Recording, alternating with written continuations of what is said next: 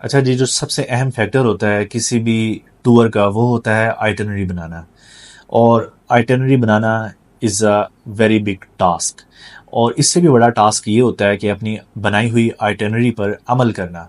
अमूमन ये होता है कि आप आइटिनरी तो बना लेते हैं लेकिन उस पर अमल नहीं कर पाते उस तरीके से जिस तरीके से आपने बनाई होती है, और उसकी वजह यही होती है कि आप पंचुअल नहीं होते अपनी ट्रिप पर। तो मैं आपको बताता हूँ कि कैसे आपने अपनी आइटिनरी बनानी है और किस तरीके से आपने पंचुअलिटी शो करनी है। तो सबसे पहला जो टिप होती है कि आपने अपना दिन जो है वो हमेशा सुबह सुबह शुरू कर देना है, यानी कि 7 से 8 के दौरान आपने उठ जाना है और 8 बजे तक या 9 बजे तक हद आपने नाश्ता करके बिल्कुल पैकअप हो जाना है। और अपने अपने अपने जो भी आपने पॉइंट्स बनाए हुए हैं उस दिन के लिए, जो भी आपने अपनी आइटिनरी में शामिल किए हुए हैं उस दिन के लिए, उसे आपने पंचुअलिटी से फॉलो करना शुरू कर देना है।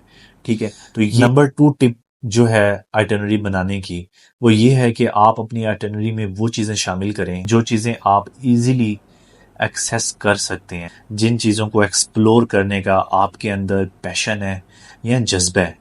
आपने हमेशा वो चीज़ें ही अपनी आइटिनरी में इंक्लूड करनी है। और अगर आप अपनी जर्नी किसी दूसरी फैमिली के साथ या किसी दूसरे लोगों के साथ शेयर कर रहे हैं, यानी कि अगर आप सोलो ट्रैवलर हैं, फिर तो आप यकीनन ऑल इन ऑल हैं, फिर तो आप हर तरीके से अपनी जर्नी एंजॉय कर सकते हैं। फिर तो आप ही रिस्पॉन्सिबल हैं अपनी आइटिनरी को 100% सक्सेसफुल बनाने के या 100% अनसक्सेसफुल बनाने के। It's all depends on you.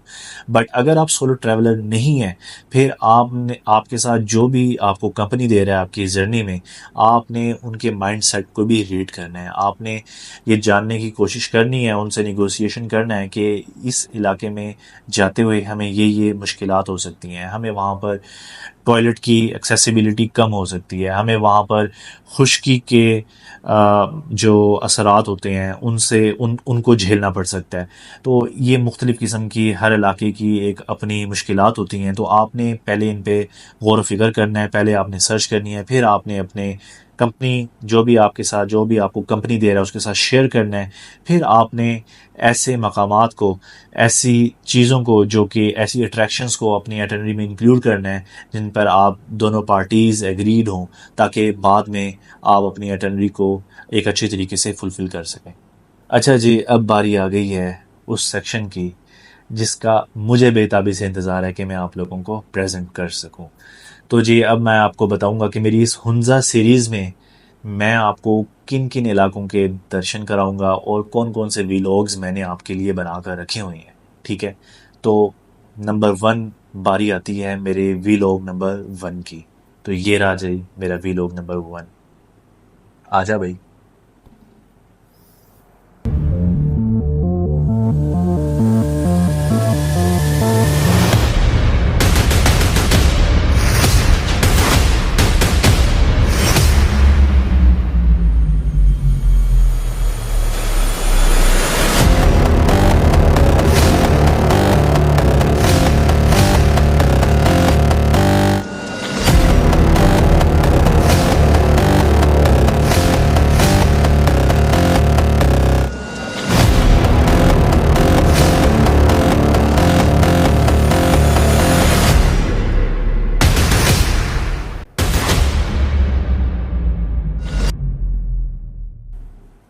देख लिया पहला ट्रेलर, तो ये लें जी अब दूसरा देखें।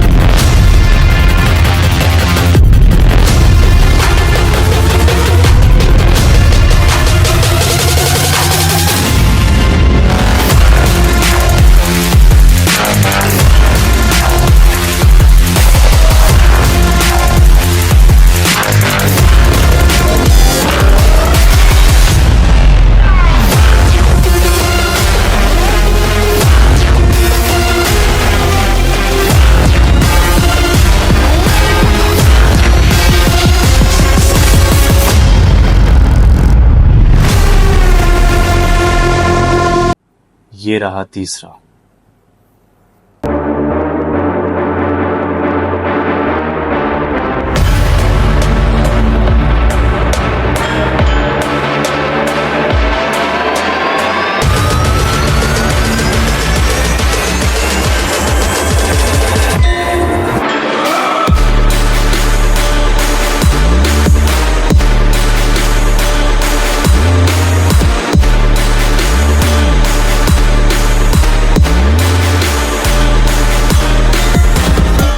ये रहा चौथा।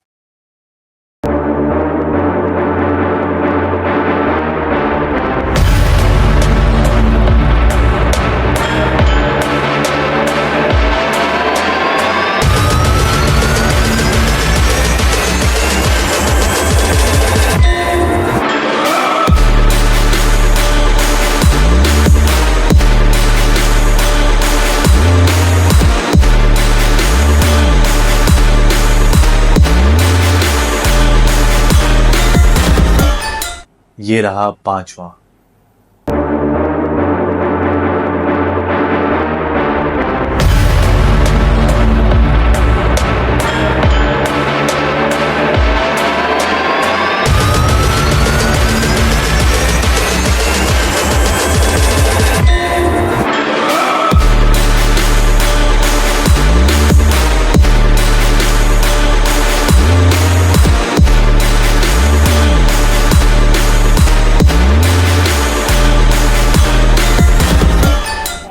ये रहा छठा।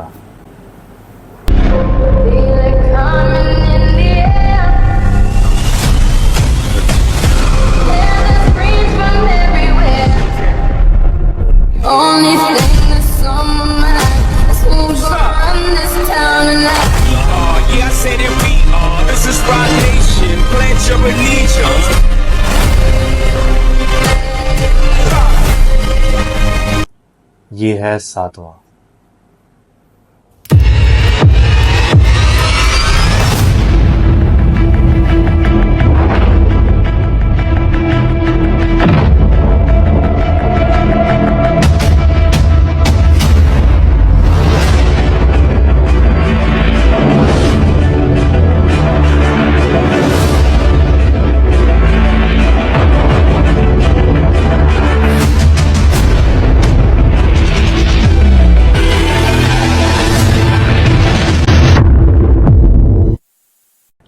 ये है आठवां।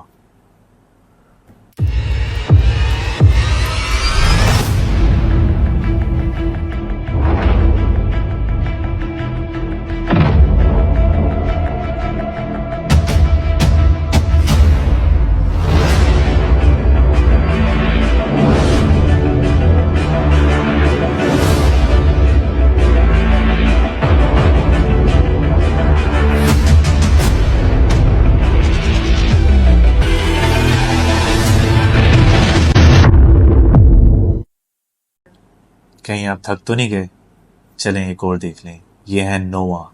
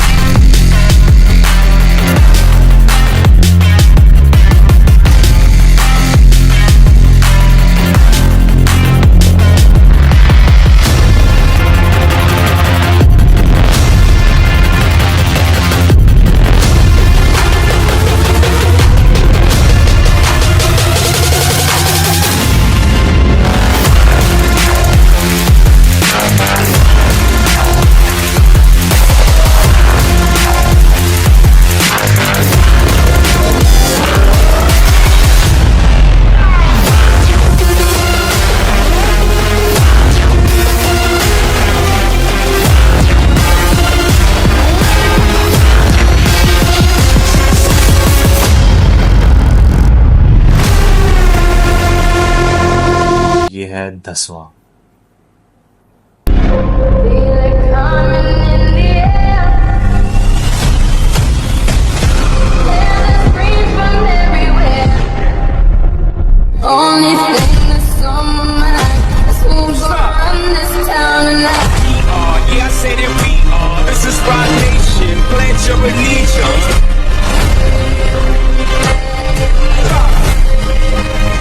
ये है 11वां।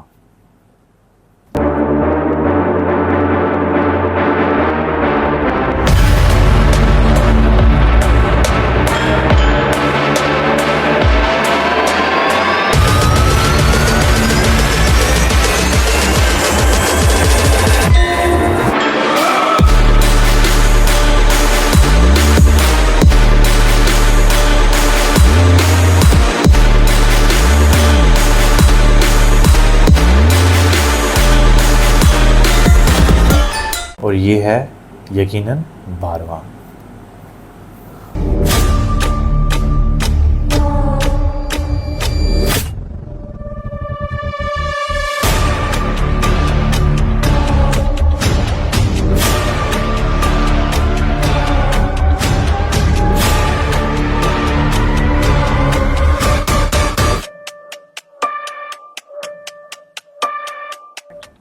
ये है 13वां।